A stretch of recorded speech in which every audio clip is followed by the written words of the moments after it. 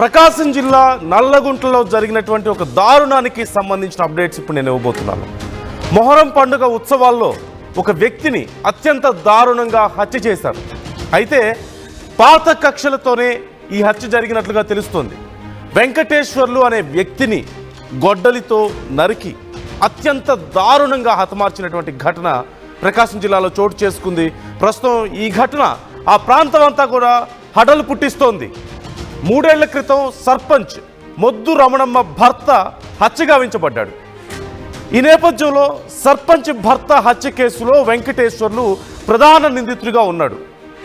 అయితే ఇలాంటి ఒక కుట్ర కోణంలోనే కాపు కాచి వెంకటేశ్వర్లపై దాడి చేసినట్లుగా, రమణమ్మ అనుచరులు దాడి చేసినట్లుగా మనకు ప్రాథమికంగా సమాచారం అందుతోంది.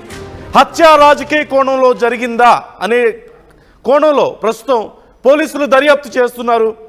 ఆంధ్రప్రదేశ్లో వరుసగా ఇలాంటి ఘటనలు మనం చూస్తూనే ఉన్నాం.